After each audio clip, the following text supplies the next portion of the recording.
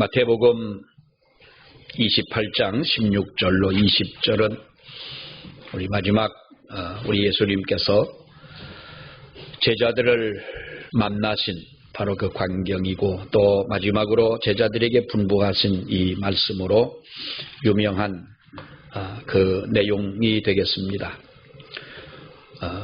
주님은 이 세상이 복음으로 충만하기를 원하시고, 그리고 하나님의 형상대로 지음받은 모든 사람들이 지옥 가지 않고 멸망하지 않고 하나님 앞에 구원받기를 원하시는 우리 주님이십니다.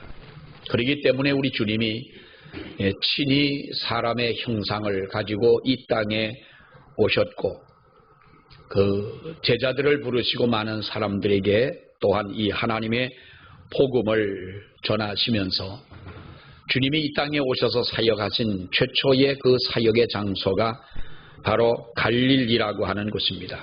갈릴리에서 제자들을 부르는 그 일로 시작을 하셨고, 바로 주님의 3년의 그 공생애가 시작이 되었습니다.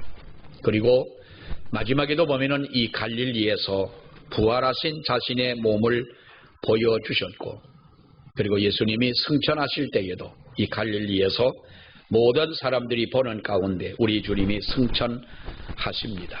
그리고 승천하기 전에 제자들에게 분부하신 말씀이 바로 오늘 이 본문의 말씀이지요. 너희는 세상에 나가서 많은 사람들에게 아버지와 아들과 성령의 이름으로 세례를 주고 제자를 삼으라. 많은 사람을 그리스도 앞으로 인도해 내라 하는 것이 바로 오늘 이 본문의 핵심인 것인데, 바로 이와 같이 주님이 이 말씀을 마지막 명령을 하셨다는 것입니다. 이것은 바로 무엇을 말합니까? 하나님의 교회를 부흥시켜라 라고 하는 것이죠.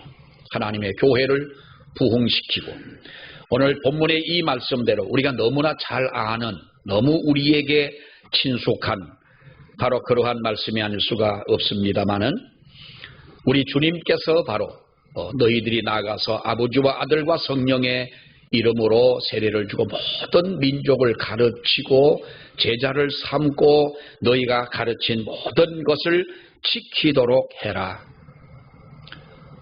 갈릴리라고 하는 것은 그야말로 의미가 있는 장소가 아니겠습니까?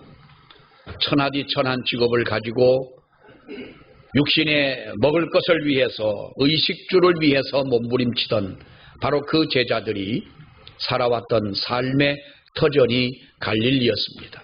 소망도 없고 2000년 전 갈릴리 바닷가에서 그들의 진정한 소망이 뭐가 있겠습니까? 하루하루 살아가는 그 삶에 만족할 수밖에 없는 그런 막막한 삶을 살아가던 그들이었고, 세상 것 외에는 알지 못했던 바로 그 제자들에게 나타나신 주님은 그들을 부르시고 제자를 삼으셨습니다. 그리고 그들을 통하여 하나님의 나라를 확장하도록 우리 주님이 가르치신 것 아니겠습니까? 그런데 여러분, 3년이 지나가고 난 후에 다시 갈릴리에서 그 주님을 만났을 때에 그 제자들의 마음은 어떠했을까요? 우리들이 고향의 친구들이나 선후배를 오랜만에 만나든지, 아니면 학교 같은 동창이라도 오랜 세월이 흐른 후에 이렇게 만났을 때에 자기 자신을 떳떳하게 드러내고 싶은 사람이 있고 자랑하고 싶은 사람이 있는가 하면, 현재의 자기의 어떠한 모습을 숨기고 싶어하는 사람들도 있을 것은 분명한 것입니다. 제자들의 모습을 본다면 바로 그러한 후자의 모습이 아니겠느냐라는 것이지요. 주님을 만난 기쁨이 있고, 어떻게 십자가에 돌아가신 예수님이 3일 만에 부활해서 말씀하신 대로 갈릴리에서 다시 봅자고 하시더니 갈릴리에 나타나셔서 다시 말씀을 그들과 하실 수 있느냐.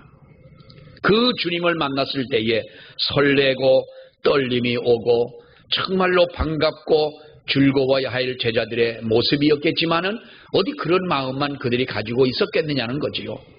생각해보니 주님을 부인하기도 하고 너무나도 부끄러운 자신들의 모습을 주님 앞에 내놓을 수 없는 그러한 상황이 분명했던 것이지만은 주님은 그들을 책망하지 않고 다시 한번 그들에게 사명을 주시는 것 아니겠습니까? 너희는 세상에 다니면서 하나님의 복음을 전해라. 가르쳐줘라. 알지 못하는 사람들을 가르쳐줘라. 길을 모르는 사람들에게 가야 할 방향을 제시해줘라. 모든 사람을 가르쳐서 너희는 제자로 삼아라. 다시 갈릴리 바닷가에서 그들에게 새로운 소명감을 갖게 하신 주님은 목적이 무엇이겠습니까? 하나님의 교회를 부흥케 하라는 것입니다. 하나님의 교회를 부흥케 하라. 여러분, 각자의 신앙이 부흥되고 우리 교회가 섬기는 교회가 부흥되는 것은 모든 믿는 성도들의 꿈일 것입니다. 저나 여러분들의 진정한 소망이고 목적이고 우리의 꿈이지요. 하나님의 교회가 부흥되고 하나님의 교회가 활성화가 되어지고 믿는 성도들이 날마다 더해지고 또 믿는 성도들의 마음속에 믿음이 날마다 새롭게 부흥하고 성장하는 그러한 모습은 우리 모두가 가지고 있는 꿈이 아니냐라는 것입니다.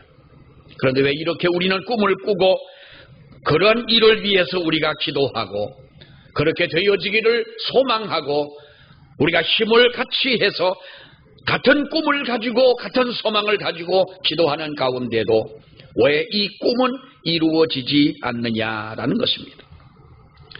예수님이 마태복음 13장에서 비유로 말씀하시기를 천국은 마치 겨자씨 한 알과 같아서 처음에는 보잘것없는 씨앗이지만은 이것이 땅속에 묻혀지고 이것이 발화가 되어지고 싹이 나고 점점 자라나게 되면은 큰 나무가 돼서 공중의 새가 깃들 수 있는 아름드리 나무같이 아름답게 성장한다고 우리 믿음에 대해서 그렇게 말씀을 해 주셨습니다. 그 속에 이토록 엄청난 성장의 꿈이 있습니다. 주님이 바라시는 소망이 있는 것입니다. 그리고 우리 믿는 성도들도 우리는 이와 같은 꿈을 꾸며 날마다 하나님 앞에 나아갑니다. 여러분, 그렇지만 심지 않고 거두지 않으면 그 겨자씨 씨앗 속에서 어떠한 변화도 생겨날 수가 없는 것이고 성장이 일어나지 않는다라는 것은 우리는 너무나도 잘 알고 있습니다. 마찬가지로 여러분, 천국의 그림자며 땅에 있는 하나님의 나라라고 하는 이 교회가 어떻게 보면은 이 땅에 심기워진 식물처럼 알맞은 조건과 알맞은 환경 속에서는 점점 자라나는 것이 정상적일 것입니다. 모든 식물이나 동물은 자신이 살기에 적합한 곳을 찾아가서 살아가고 또한 자라갑니다. 온도와 습도와 공기와 환경과 이러한 모든 것들이 맞을 때 자라나는 것입니다. 전에 어떤 분이 저에게 난을 줬습니다. 난을 몇 개를 주어가지고 그 난을 집에서 기르는데 자고 일어나 가보면 잎사귀가 마르고 물을 줘도 마르고 그럽니다. 왜 집안에는 난로를 피워가지고 따뜻한데 왜 난이 잘 살지 않고 이 주인의 마음도 모르고 이렇게 잎사귀가 마르고 죽어가냐. 난을 전문적으로 기르는 어떤 친구가 이렇게 조언을 해줍니다. 난이라고 하는 것은 따뜻하다고만 잘 자라는 것이 아니라는 거지요. 따뜻한 곳에서만 자라는 것이 아니고 온도도 물론 중요하지만은 그것은 습도도 중요하고 난이라고 하는 것은 하루의 햇빛을 30분에서 40분 정도만 볼 수 있는 비추어지는 그러한 곳에서 난이라고 하는 것은 잘 자라는 식물이기 때문에 쉬운 것 같지만은 가장 집에서 기르기 까다로운 것이 난이라는 거예요. 결론은 다 죽였어요. 노랗게 죽였습니다. 살릴 수가 없고 그놈들이 살지를 않습니다. 여러분, 우리가 생각을 해보면 하나님의 교회가 성장하지 못하는 이유는 무엇이냐? 하나님의 교회가 왜 성장하지 않느냐는 거예요. 여러분, 우리는 하나님의 은혜를 받은 자요 하나님의 성령을 받은 자인 것입니다. 그래서 우리 하나님 앞에 구원함을 받은 성도인 줄로 믿습니다. 이럴 때요 아멘이 하고 싶어도 안 나오는 분은 확실히 없는 분이에요. 우리는 하나님의 은혜를 받은 자요 하나님의 성령을 받은 자인 줄 믿습니다. 이렇게 아멘이 나오시는 분은 확신이 있다는 거예요. 그래서 우리는 구원의 확신을 가지고 여러분 살아간다는 것입니다. 그런데 여러분 보십시오. 우리 하나님의 교회가 물론 우리가 하나님의 은혜를 받으면 사도 바울도 생명도 하나님의 복음을 전하는 곳에는 아까워하지 않겠다고 이야기를 했습니다마는 어디든 우리가 가지 못하겠습니까? 어느 척박한 곳이라도 자랄 수가 있고 척박한 땅이라도 열매를 맺을 수가 있는 것이 성령의 능력이고 믿음의 힘이라고 할 수가 있겠습니다마는 인간적인 표현으로 본다면 정말로 적당한 조건과 환경 아래서 자랄 수 있는 것이 생명의 법칙이다란다면 하나님의 교회도 우리는 그러한 환경이 되어져야 하고 그러한 모든 것이 조건이 갖추어질 때에 이것이 부응하지 않는다면 오히려 이상한 것이 아니겠느냐. 아무리 성장의 가능성을 가지고 있다 할지라도 그것을 심고 가꾸고 하는 것은 우리의 몫이라고 하는 겁니다. 자라게 하고 열매를 맺게 하고 꽃을 피우는 것이 여러분 그것이 우리가 할 수 있는 일은 아닌 것입니다. 우리는 분명한 사실은 중병에 걸려 있는 사람은 그 병을 고치기 전에는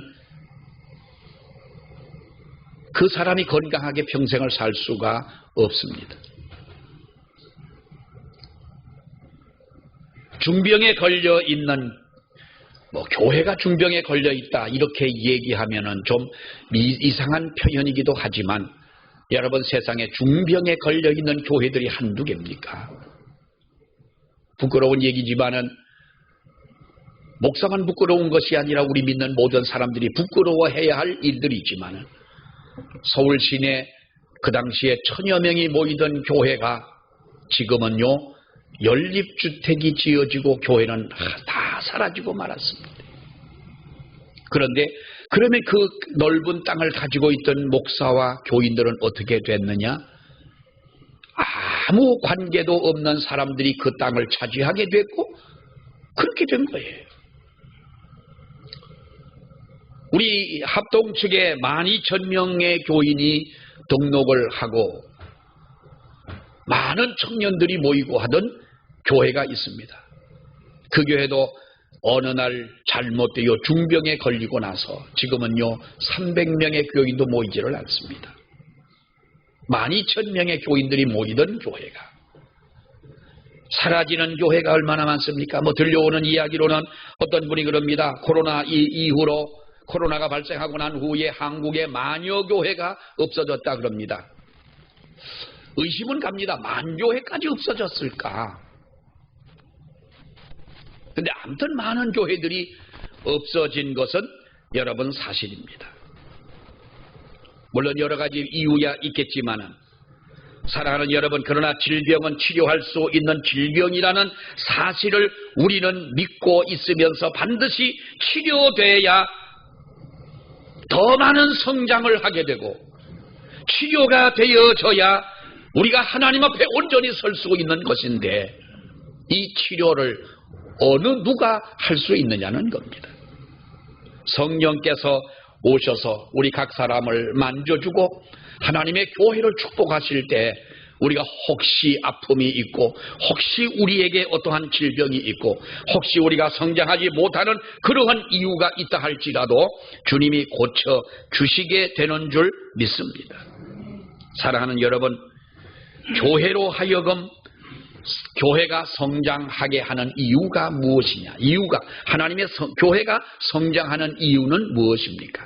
반대로 보면은 성장하지 못하는 어떠한 이유 조건이 사라졌을 때 성장하는 것 아니겠습니까? 산을 다니다 보면 칡농쿨이 올라가서 나무를 다 감싸고 있습니다. 칡농쿨도 귀하지만은 왠지 모르게 여러분 칡농쿨이 올라가서 어떤 나무를 감싸고 있을 때 여러분은 어느 감싸고 있는 칡농쿨, 감싸임을 당한 나무 두 개를 볼 때 어느 곳에 동정이 갑니까? 왠지 모르게 우리는 그 나무에게 동정이 가는 거예요. 저는 산을 다닐 때 그럽니다. 혹시 소나무 같은데 이렇게 무슨 담쟁이 덩굴이 올라가거나 칡농쿨이 올라가거나 또 요즘에 보면은 그 가시박이라고 하는 외래종이긴 합니다만 이것들이 한번 들어오게 되면은요, 우리 자연이 파괴가 됩니다. 나무들이 다 고사하고 말라 죽습니다. 우리를 목조이고 우리를 성장하지 못하도록 하는 그 이유는 무엇이냐? 여러 가지 방법이 있겠습니다마는 하나님이 주신 진정한 그 믿음을 가지고 믿음대로 살지 못할 때 우리의 신앙이 성장하지 못한다는 겁니다. 하나님이 이끄시는 대로 순종하지 아니할 때에 우리의 믿음이 성장하지 못한다는 것입니다. 교인 수가 많아지고 교회가 헌금이 많아진다는 것이 여러분 부흥하는 것입니까? 며칠 전에 어떤 분이 그럽니다. 무슨 이런저런 얘기를 하다가 아유 목사님 코로나이긴 하지만 우리 교회는 그래도 부흥했어요. 아니 코로나 때 부흥한다니 많이 더 사람들이 안 모이는 것은 분명한데 어떻게 부흥했냐 했더니 헌금이 많아졌다는 거예요. 그래 우리 교회는 코로나 전 이전과 코로나 이후에 어떤 변함이 없고 오히려 부흥했다. 사람은 덜 나오지만은 교인은 덜 나오지만은 헌금은 많아졌다고 부흥했다는 거예요. 교인 수가 많아지는 것도 물론 부흥이라 얘기합니다. 교회에 헌금이 많이 들어온다 하는 것도 물론 부흥되었다 이렇게 표현할 수는 있는 것입니다. 그러나 분명한 것은 여러분 어려운 얘기인지 모르겠습니다만은 교회 성장의 기반은 바로 신학적인 것이라는 겁니다. 그 신학적이라는 것이 뭡니까? 신학이라고 하는 것. 인간의 죄를 다루는 인죄론도 있고 신론도 있고 구원론, 교회론 여러 가지가 있겠습니다만은 분명한 것은 그리스도 밖에 있는 사람들은 사실상 잃어버린 사람들이기에 하나님께서는 지금도 그 잃어버린 자들을 찾고 계신다는 성경적 원칙의 그 기반을 두고 있는 것이 바로 교회의 성장이다라는 거예요. 이 일을 맡아 감당하고 이 일에 수종되는 것이 바로 우리 성도들이 해야 할 사명이라고 하는 거예요. 그러니까 교회의 부흥은 어떤 것이 부흥이냐? 믿는 사람들이 여기 교회를 다니다가 저 교회로 몰려가 가지고 옛날에 여러분 그렇지 않습니까? 어느 30여 명 되는 교인들이 나와가지고 아주 떳떳하게 교회를 찾아갑니다. 목사님과 딜을 합니다. 협상을 하는 거예요. 우리가 장로도 있고 권사도 있고 안수집사도 있고 교인들이 있으니 우리가 당신의 교회로 들어갈 테니 우리 직분을 그대로 살려가지고 나는 장로하고 다른 사람은 다 안수집사고 권사를 그대로 해서 우리를 받아주어라. 어떤 교회는 당신의 교회로 돌아가라고 보낸 사람이 있어요.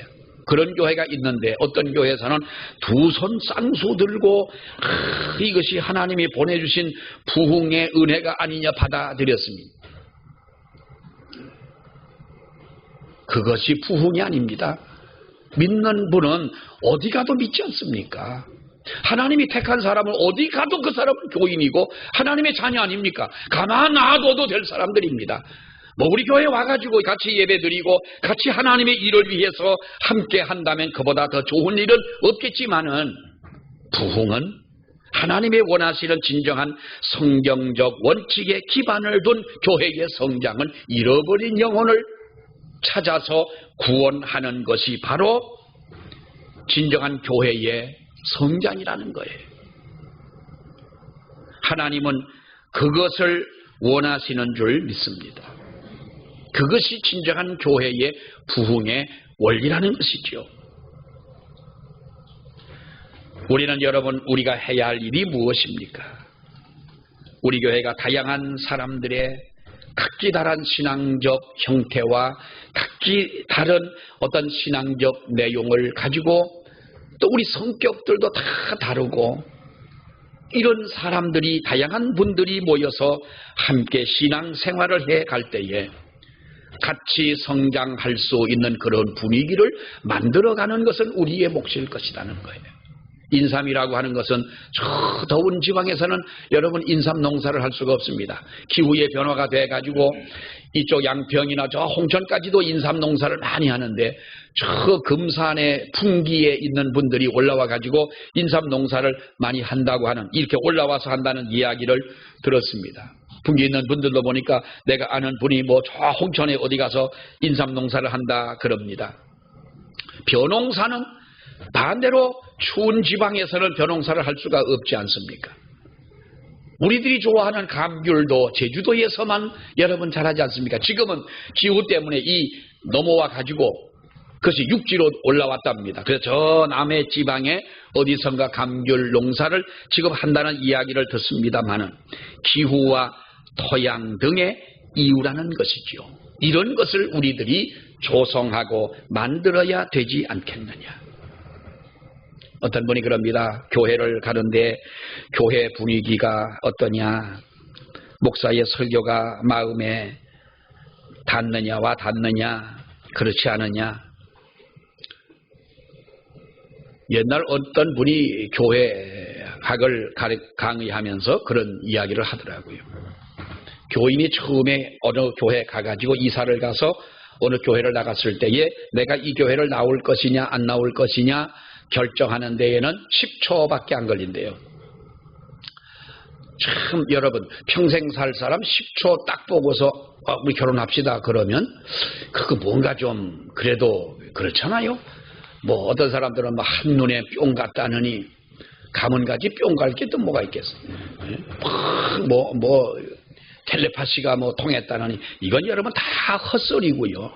그래도 내 인생을 같이, 일생을 같이 할 사람을 만나는데 어떻게 순간 이렇게 무슨 뭐 반짝하는 그걸 가지고 하겠느냐. 10초 동안에 어떻게 내가 섬길 그 교회를 결정할 수가 있겠느냐. 그런데 말이 맞아요. 들어가다가 경비하는 분들, 교회에 경비하는 분들, 요즘에는 왜 주차하는 분들, 처음에 차를 몰고 들어갔어요. 주차하는 분이 인사를 하고 공손하게 하고 무슨 귀빈 모시듯 이렇게 한다면 괜히 기분이 좋겠지만은 뭐 이 지휘봉 가지고 막 이러면서 하면은 그 요즘에 주차하기 얼마나 힘들겠어요. 거기서부터 교회에 들어가서 만나는 첫 번째 만나는 그 사람이 어쩌면 그 교회의 신앙생활 하면서 나와 영원한 동지가 될 수도 있는 분인데 그분의 인상을 딱 보았을 때에 거기에서 결정을 한다는 거예요. 거기서 벌써 마음이 뒤틀려 들어가 교회에 앉아도 아무리 목사가 설교를 뭔 말을 한다 할지라도 그것이 귀로 들어오는 데에는 마음에 닿는 데에는 30%도 안 닿는다는 거예요. 그러니까 밖에서 벌써 김이 다 새가지고 들어왔다는 거지요. 여러분 보세요. 교회의 분위기나 목사의 설교가 마음에 와 닿는 교회, 뭐 그런 교회도 있겠지만은 그렇지 않은 교회들이 얼마나 많습니까? 우리가 세상이 좋아서 삽니까? 산에 올라갈 때에 산에 올라가는 것이 여러분 편하고 행복하고 좋아서 올라갑니까? 물론 마음속의 느낌은 다 다르겠지만은 나를 위하여 단련하고 나를 위해 훈련하기 위해서 하는 것이지 그것이 나를 위해서 있어주는 것은 아니지 않느냐 그런 거예요.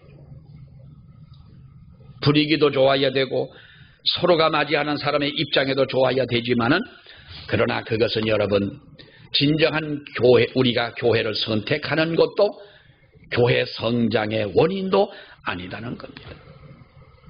우리는 다시 갈릴리에서 주님을 만난 그 제자들을 생각을 해봅니다.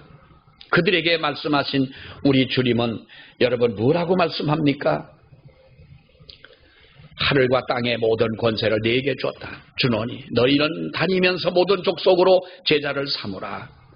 그리고 가르치라고 하는 거예요. 나팔을 불라는 것입니다.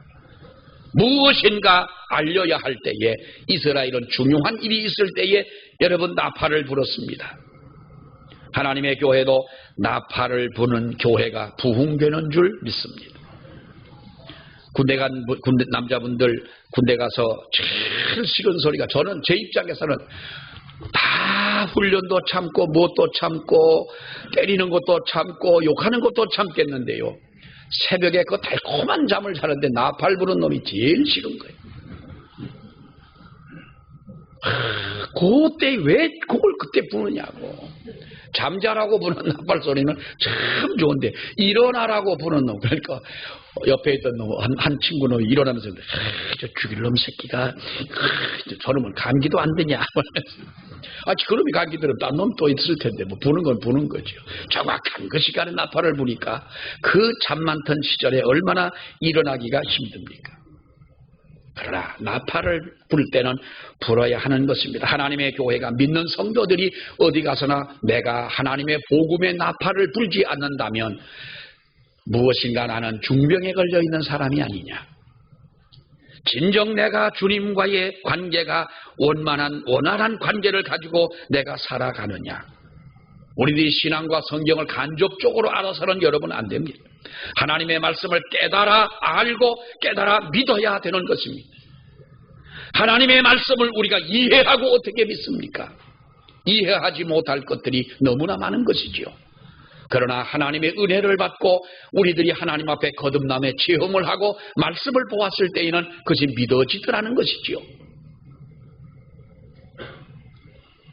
예배가 살아있는 우리 성도가 되어야 하고 말씀이 살아있는 하나님의 교회가 되어져야 하고 그리고 어디서나 우리들이 성도라면 하나님의 말씀을 전하는 성도들이 되어져야 한다는 것입니다.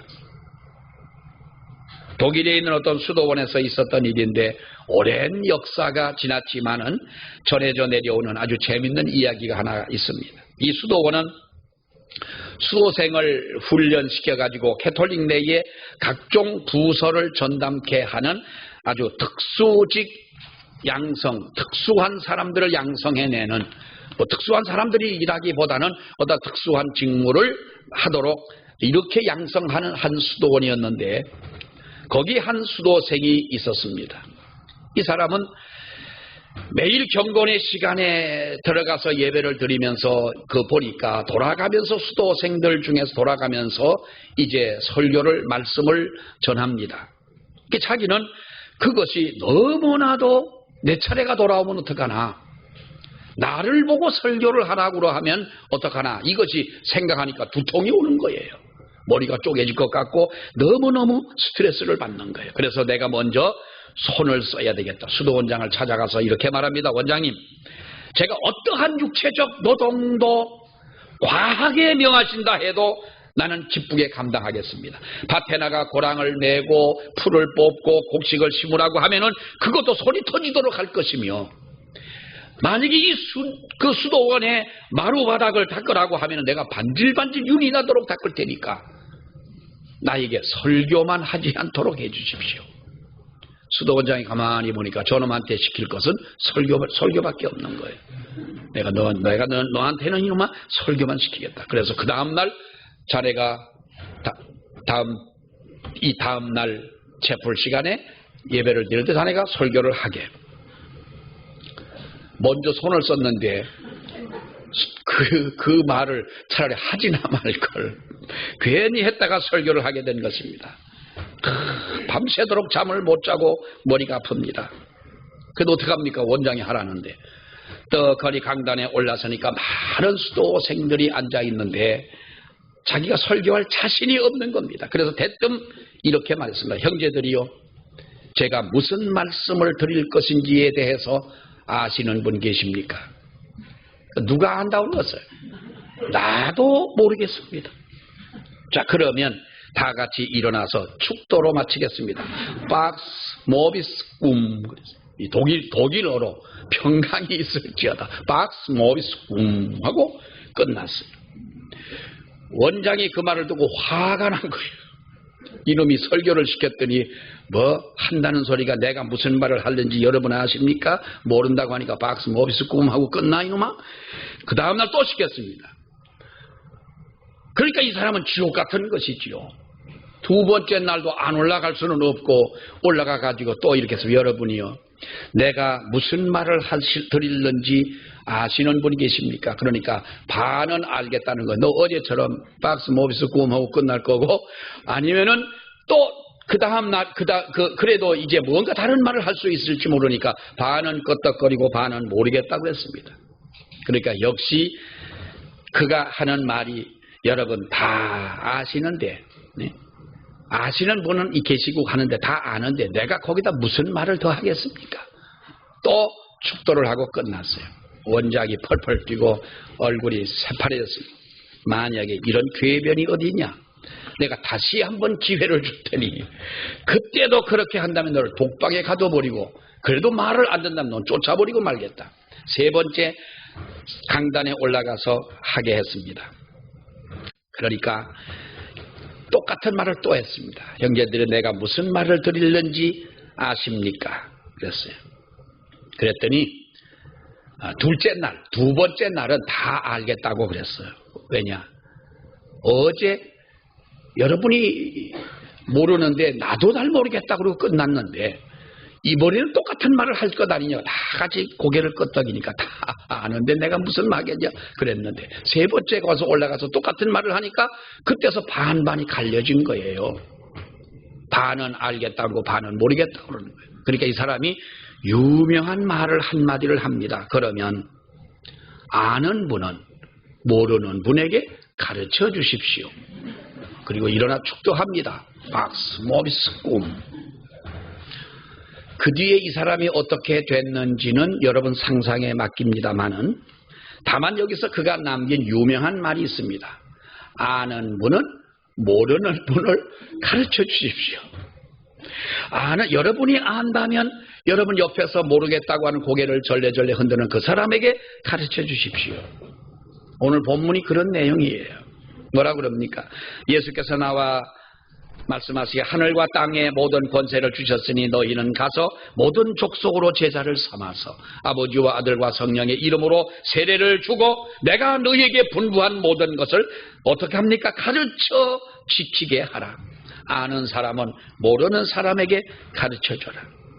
사랑하는 여러분, 성도들은 누구든지 우리의 제일된 사명이 무엇이냐?